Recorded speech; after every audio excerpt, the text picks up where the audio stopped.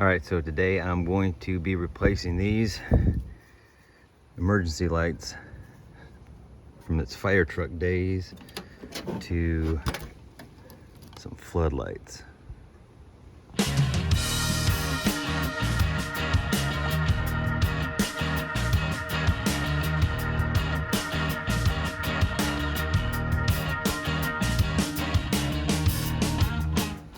All right, so these old fire emergency lights don't work at all anymore. The wiring is totally shot. On the inside, the flasher circuit and everything is completely shot. But they have these brackets, and the wire goes in through this grommet in the roof of the cab. So I'm going to use that and these brackets, but this is spinning free on this bracket, so I have to get the bracket off from the inside. It's just these carriage bolts here, so gotta go inside the cab. All right, so we're inside the cab. There's brackets are on the other side of this, so got the two brackets, so I might as well do it all at the same time. So first things first, I gotta take off the rear view mirror here, because that goes into both of them. I can take the visors off, or I can leave them on to use as a handle, but then I gotta take all these screws out, and the centerpiece is part of this panel, and there's that screw under there. Okay, so here's what it looks like with all the headboards gone, and right in there, this is driver's side. This is what the inside of the bracket looks like, so I get those off of there. I'm gonna squirt them with some Freol first.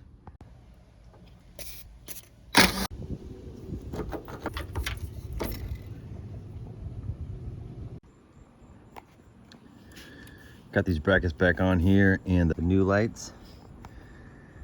I also added this bracket here, and this is bent up kind of more towards the center of the windshield with a 1/4 bolt through it, so I can mount a GoPro and get some footage of driving down the road with this thing. But on the inside, the wiring still needs to be run. Got the one over here. So all this stuff has to come down from here, and then chase down through this door pillar here. Then it'll come out here and go underneath through the firewall where my relay box is. I'm gonna run these off a relay so that I can get them as bright as possible. And then I'll be replacing one of these switches. These three don't do anything anymore, so I'm gonna replace this switch. First position will go with the brights. When I kick on the bright lights, these floods will kick on, and then next position out, it'll just be on. So like this one, it's really cool because they have these little indicator lights on them. So for the beacon, see it, it's working, but you can see the little indicator light. So anyway, I'll show you how I'm going to wire that up. So the wires I've run all the way inside here, met up with this one here, and now run them down this pillar, and then now they're coming out through here. So now I'm going to run these to the relay box, and then from the relay box I'll show you how I'm going to wire up the switch over here to do two different functions. Got the wires coming out here. I'm going to run them behind here, and they'll come up the bottom. Now the relay box on the inside I haven't made, so I got these cutouts for the wires. I don't know if you can see it there, but they're not like really scraping on there at all. Other than these ones, I gotta fix that. I'm gonna line this with tape, I guess, so it doesn't rub on there. Anyway, so you got the hot wire coming in here and then bridging over to here.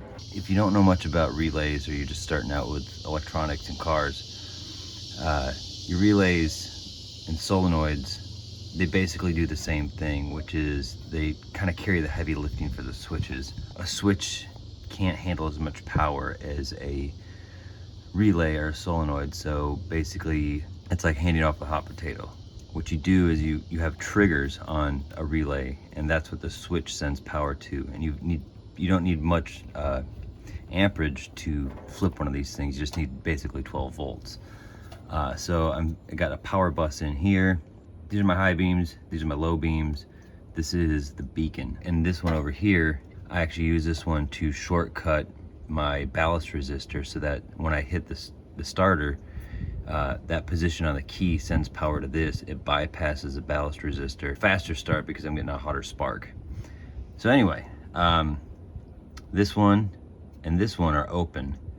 So I was going to use this one for the front floods and this one for a rear flood that's on there that I have not wired up yet. So these two are just sitting open waiting for something to do. So we're gonna wire it into this one right here. This is the trigger and this is the send. So these two wires that we just pulled through here are gonna come behind the box, underneath, up through, and wire it onto there. And then we're gonna take one wire and run that to the switch, and I'm gonna show you how to wire that up because it's a 2-position switch. Here I've got both of the wires coming in. And this is the power out for this relay right here. So the trigger is right here, and so I have that wire. I just used some extra that I cut off of the wire leads. So here's how this works. So when I send power by basically turning on the switch, it sends power to this, which this end will go to the switch. It'll come through here and then it'll click the relay on, and the power coming in through the power bus will go through there and through this red one. So you can hear the relay when I click it I'm connecting the trigger to hot power.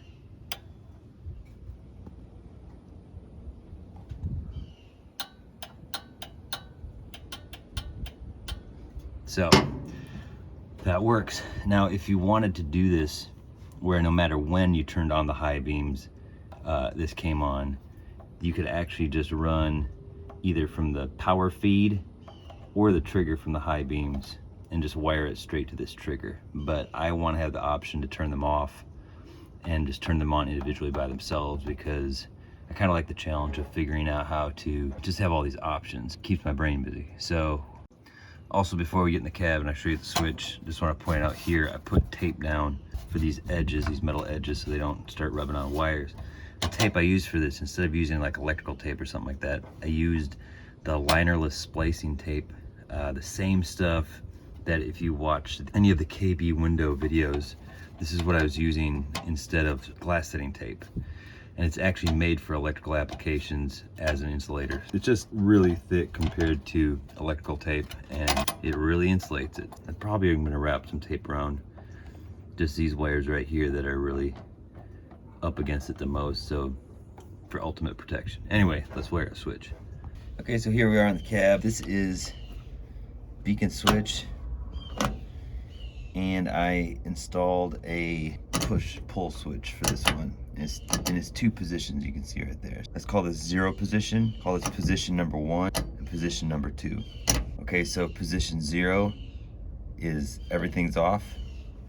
Position 1 is it comes on with the high beams, and position 2 is just on.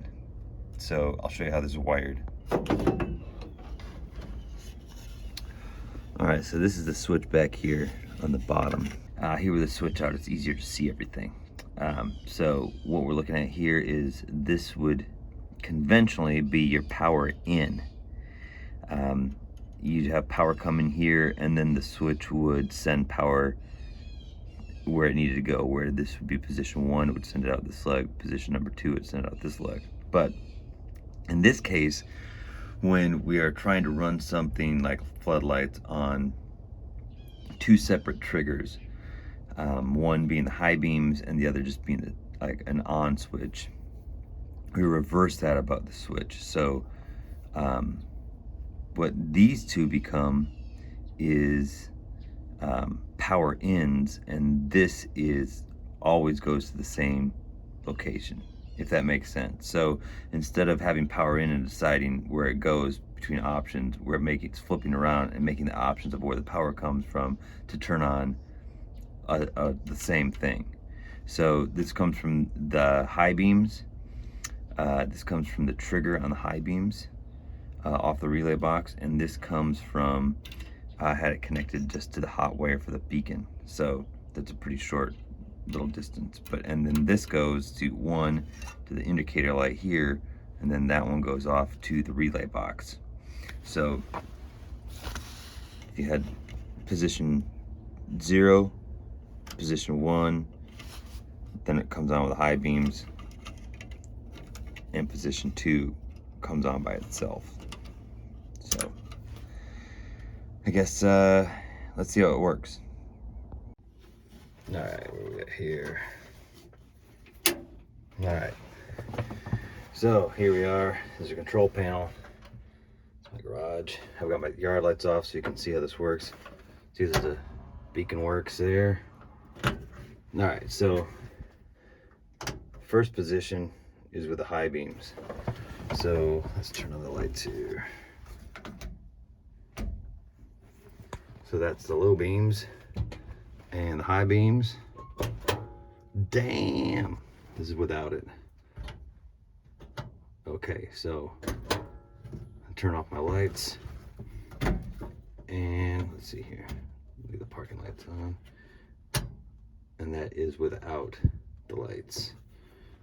Low beams, high beams, then with the high beams off. Obviously I have to aim them a little better, but it's a start, so that's how it works.